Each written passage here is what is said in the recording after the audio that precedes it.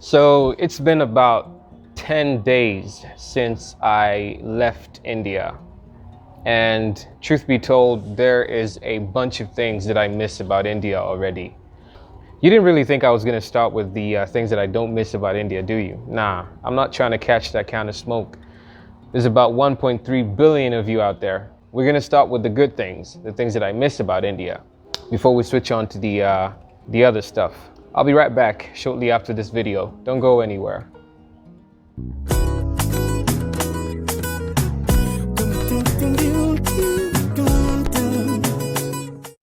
And so yeah, that's it. Welcome back, guys. This is Not.So.Burundian here, and today I am going to share with you a couple of things that I miss about India. And at the very top of the list, like right at the top, is the internet. Like boy, oh boy, do I miss the internet. This was pretty prevalent to me the very first day that I arrived, whereby I had to share a hotspot with my little brother, you know, through his phone. And, you know, it didn't take him that long to start complaining that I was smoking through his data. And so fast forward 3 days later, now that I have bought my SIM card, I spent about 10,000, which is roughly about $4 or $5 for the internet so far. The internet is mad expensive out here, and it doesn't last you for the amount of time that it's supposed to, especially for someone like me that likes to consume content online. You know, I'm on YouTube 24/7. I'm on Google searching something, anything, just always watching videos about everything to do with anything. You know, out here, it's like, in Burundi, it's the more, okay, let's just use an example, right? There is a bundle, an internet bundle that offers 1 GB. The longer that 1 GB lasts, the more expensive it becomes. So if you are to buy a bundle that has 1 gig that lasts about 3 hours, it tends to be cheaper than if the same gig lasts over a period of 24 hours, 1 week, a month. So the longer it lasts, the cheaper, the more expensive it is. The shorter it lasts, the more cheaper it becomes. That's the concept out here, which is crazy. Yeah, so the internet is mad expensive. And then the other thing that I miss about India is online shopping. Like, online shopping, man. Amazon, all them online clothing stores. What's the other shopping website other than Amazon? The second biggest for electronics and everything. It's called, geez, I forgot about that one. But anyway, I'll paste it up over the screen when I remember. And so yeah, you have a whole bunch of these shopping sites where you can buy almost anything and everything. And I started missing online shopping the day that I couldn't find a socket wrench for my bicycle pedal, the crank pedal, and the bottom bracket opener. Like there's a special tool for the bottom bracket that I cannot find anywhere. And I combed through that neighborhood, Quartier Asiatique. I combed it all. I went to Adam's store, couldn't find anything anywhere. And so now I'm stuck out here. I cannot ride my bicycle anymore because there's a little bit of squeaking in the pedal crank that I need to fix. And I can't do anything until I find the exact tools that I need. So I'm stuck. And I looked them up on Amazon, and they are readily available on Amazon. Yeah, so online shopping, I miss that a lot. And the other thing that I miss about India is cheap transportation. Man, you could travel about 10 to 18 kilometers on 20 rupees, 30 rupees. But this is like Rajkot City though. Rajkot City, Gujarat state. I don't know about the other states, but it's, you know, pretty roughly about the same price. 50 rupees goes a long way if you're gonna be using an auto or tuk-tuk as they call it out here. If you're gonna get a taxi, it's about like 300, 150, or 500 depending on the distance, but that'll be a great distance. Convert that money to Burundian francs, which is about 13,000. Yeah, 13,000 that's not much really. 5,000 can take you to about a distance of about like 5 kilometers, 5, 6 kilometers, 5,000. 5,000 is about the equivalent of $2, 2.5, I think. It's times 3. So yeah, transportation is expensive out here in a sense that if you are to take public transport. For everything that you do going to and from, at the end of the day, that's not really, it's not so viable. It's not cheap. And then the other thing that I miss about public transport would be the fact that it's so easy to come by your own transport if you wanted to. You know, you could easily buy a scooter out there for like 20,000 rupees, which is roughly about 600,000 out here. You get yourself a scooter, 125cc, really good motor, and the same 600,000 cannot get you anything at all out here. I miss the scooter that I used to ride every day. It was really convenient. I need about 1,500,000 out here to get anything close to my own transportation. Some really cheap material, cheap quality stuff it's a steal for whoever it is that's selling them. And so yeah, I'm stuck with public transportation for now because I don't have my own car and whatever. Yeah, I miss cheap transport, man. I miss the scooters, I miss the bikes.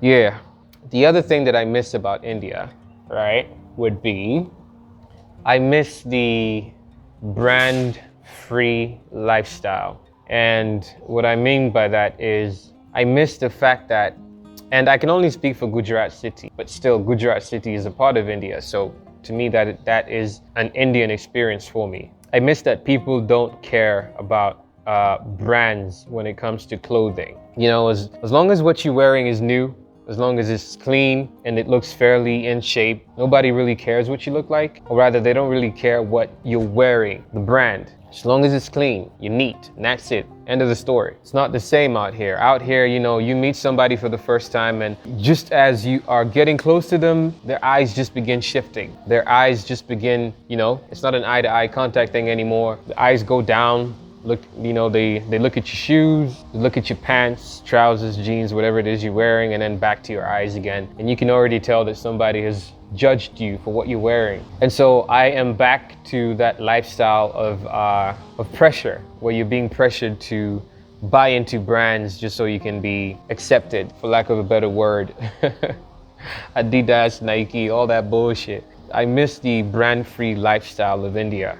Then the other thing that I miss about India is money, easy money transactions. You know, you could easily transfer money from one bank to the other using a phone app, where we can easily transfer money to one another using wallets on our phones. Like, you know, we had Paytm, PhonePe, all of that, where you could easily buy something from a store, gas station, you know, just using mobile money transfer. And everybody is just willing and already, and the facilities are everywhere. You can withdraw money. For the whole of the last year that I spent in India, I had lost my debit card and I didn't need to get a new one, because all I did was, when I get to the ATM, you know, using SBI Yono, I could just do Yono Cash using my phone and go to the ATM, put in the numbers, get my money out. And I survived like that. I didn't have to get another debit card, like, at all. I miss the infrastructure that's built for money transfer in India. It's really convenient, man, really convenient for when you don't want to carry cash around with you. I miss that. And the other thing that I miss about India, I miss the flatness of India. And I miss that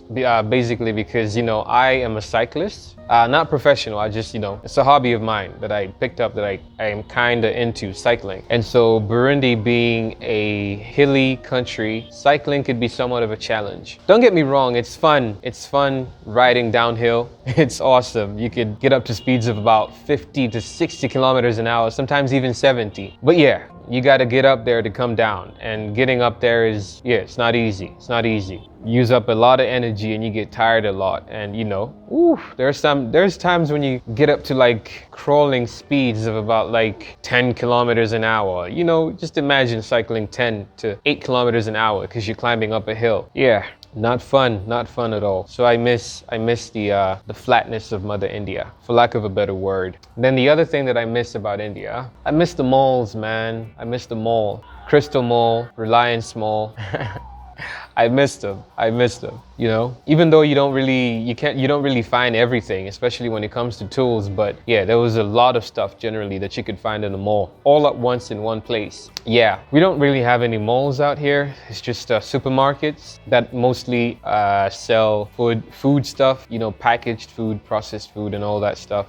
When it comes to tools and equipments and stuff like that, they're not really well stocked when it comes to stuff like that. And so yeah, I miss the malls, man. I miss just going into one place and finding everything that you need in one place without having to go to multiple places to look for things that you want. So yeah, I miss them all. And then I miss special treatment, you know, the special treatment that came with being a foreigner. Sometime, if you are not local, then the general perception is that you are somebody that people can talk to when it comes to controversial topics.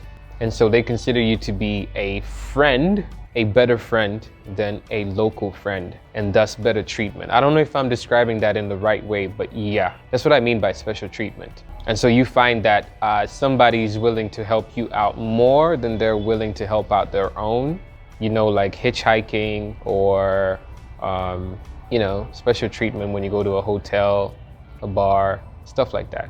Yeah, special treatment. I didn't really think about that one, but I want to say something, but I'm not quite sure that I'm saying it in the correct way, but I think I've tried. Yeah, I miss being treated special. Cause you know, out here, you look the same as everybody else. So, you know, ain't nothing special about you, nigga, move along.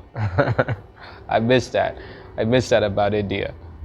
And then the very last thing that I miss about India is the bikes, man, the bikes. I miss Bajaj, I miss Yamaha, I miss Royal Enfield, I miss KTM, I miss Suzuki, I miss Triumph, the Himalayan, the Domina 400, the Suzuki Gixxer 250, and the SF 250. I haven't seen anything close to that out here. And I haven't even mentioned the 600s, the Triumph Tigers, the GSXR, the Kawasaki Ninja 600, Ninja 300, FZ09, FZ07. Yeah, that's depressing. Not one. Yeah. So that's pretty much it. That's pretty much everything that I miss about India. The biggest one of them being the internet. You don't know what you have until it's gone, and the internet has been gone for me for a while. It's not affordable out here. Now let's roll on over to the things that I don't miss about India. And the first thing on the list of things that I don't miss about India is the noisy roads. And you know, I somewhat got used to it with time, but you know, when I first arrived there is when I began to realize that, yo, hold on, why is it so quiet on the roads? Like, what's up? Even though people are stuck in traffic, even though sometimes the traffic isn't really moving as fast as it's supposed to, and people are actually late to their appointments, people are calm, you know? But when it comes to India, it's a different ball game, man. It's like people communicate on the road by honking, beep everywhere. Nobody really cares, even though it's like really obvious, like, yo, I don't have a place to go. You don't have a place to go either. You cannot go to the left, you cannot pass me by the left, you cannot pass me by the right, but still, you're honking, just for no reason at all. The bikes are honking, the autos are honking, the cars are honking, everything's honking on the road. Yeah, I don't miss that about India at all. Nope. Then the other thing that I don't miss about India would be the staring. You know, especially in Gujarat state, it is a state where I can say that the locals are not used to seeing foreigners, especially foreigners of African descent. And so we were like the first batch that was basically, like second, third batch of Africans schooling in Gujarat state. And so there was a lot of staring going on. And usually when you catch somebody staring at you, they stare away. They look away really quick, but it's a different ball game out there, man. Somebody will still keep staring at you, no shame at all. I catch you staring, but you're still looking at me, still amused. You know, they don't even exercise, they're not even courteous enough to look away, just to not make you feel comfortable and then stare back at you if I'm not looking anymore. Nah. Straight up, start to finish. And then it becomes an awkward staring contest. Yeah, I don't miss that. I don't miss that at all. It's the one time that I really like blending in out here. Standing out like that is not fun. Nah. And then the other thing that I don't miss about India, I don't have a good word for it. The only word that is coming into my mind right now is the uncleanliness of the cities, for lack of a better word. And so what I mean by that is the general Indian population is not conscious about littering. You know, somebody could just unwrap a bubble gum wrap, and when they're done, throw it away. Chips, bags and stuff like that, biscuits, throw away the wrap. Somebody could be driving on the road and they just throw away a bottle out on the highway. Like, yo, plastic is a big deal these days. You know, the whole world is talking about plastic waste. And yeah, there's a lot of that going on in the cities in India and even the major cities, man. It's not something that's just limited to the outskirts of the city. Nah, even in the biggest cities in India, Mumbai, Delhi, Bangalore, and the rest, like there's places where you find litter and it's like, yeah, it's not supposed to be here. But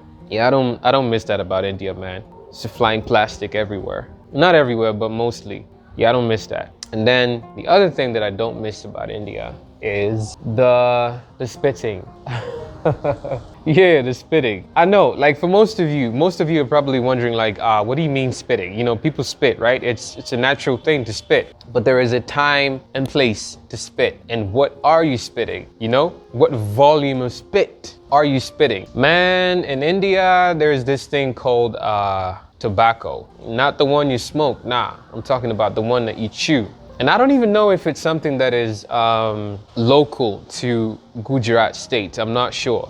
But regardless, it's still India anyway. And so they have this thing called tobacco mixed with limestone, if I'm not mistaken. This milky like thing, I think it's limestone, with a bunch of grassy stuff, then wrapped in a paper bag, plastic paper bag, and they do that, put it in, chew it for a while, and then spit. Now, when they do spit, it is a gory, reddish, liquid looking like, and it's a huge volume because they keep like a lot of it in their mouth. Like, first time I was in India, I thought somebody was spitting blood when they did that. And then it started becoming like a regular thing. This person spitting, that person spitting. A person could be driving a car on the highway and they slow down a little bit, open the door. Ugh. It would actually be fine if it's something that would only happen out on the roads, but then, you know, the university where I used to be in, the entire staircase, the walls of the staircases would be covered with spit. And I'm like, how do you do that in a building, in an institution? What makes you spit on the wall? Boy, and it's not just limited to a certain social status. Sometimes people that got it good chew tobacco and man, spitting, no. This is one thing that I want to erase from my memory is spitting. Just a bunch of traumatizing images. And so the other thing that I don't miss about India is the alcohol restrictions. Something that I am sure is only restricted to the boundaries of Gujarat state. Any other place outside of Gujarat is alcohol free. But yeah, Gujarat, man, you need a license, you need a permit to drink, you need a permit to buy alcohol, and even if you do buy alcohol, the range of the available types is very small, and so the alcohol available is mad expensive, whether you're buying it locally, legally or illegally. When you do buy it illegally, it's just usually 2 or 3 types of bottles that you get to come across. And I'm not even a heavy drinker, so this isn't something that means anything for me to complain about. But yeah, I mean, I did miss the small little vodka bottles that I like drinking. You know, the vodka Smirnoff Ice. So for the whole duration of the 5 years that I spent in India, I never had any of that up until now. And so yeah, you don't get to relieve your stress through a little bit of alcohol sometimes, which is what I do. Which brings us to the nightlife. Yeah, the nightlife in India is, I'm not gonna be somebody that speaks on that because I know I'm not the nightlife type. You know what, actually, let's scratch that. I'm not somebody to speak on that. I can't speak on that, so scratch the nightlife. Let's go to something else. Yeah, let's go to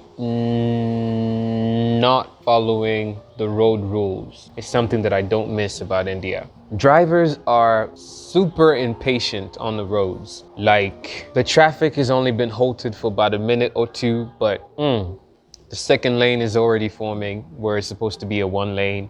A third lane is coming up where it's supposed to be 2 lanes, and it's just, in some places, if there isn't a traffic officer, the traffic lights are just basically useless. Completely useless. Like, nobody really follows those. But then that is also one of the reasons why I like about India. Like, even though people do not follow the road rules, like, there is this level of respect on the road. You know, the car driver respects this the bike rider respects the bicycle rider, and the three-wheelers also. Like, there is this sense of progression, you know. Everybody was once a cyclist, everybody was once a rider, and now that some of them are driving four-wheel vehicles, they know what it was like being on a scooter or a bicycle. So there's that level of respect on the road. But then again, the rules are not being followed, which is something that I do not miss about India. Sometimes it's total chaos on the roads. Utter chaos. That's pretty much, yeah, that just wraps it all up for everything that I do not miss about India. And well, it's the things that I do not miss about India, the list is very small compared to the things that I miss about India. And I was not mentioning those in any way to dog India whatsoever. Nah. My experience in India was great. If anything, I was exposed to a lot of things that I didn't know, technology that I didn't know existed, gadgets and things that I didn't know were a thing that are now a thing for me after India. And so for the biggest part, I appreciate the time that I spent in India. And yeah, there was a lot to love than there was to hate. It was a great time, but had to move on, had to change location, and now I am permanently in Burundi. Crossed fingers. But yeah, that's pretty much it for the video, guys. This is Not.So.Burundian here. I'll see y'all in the next video. And there's gonna be a ton of content coming up. So subscribe, like, and share, and see you next time. Peace.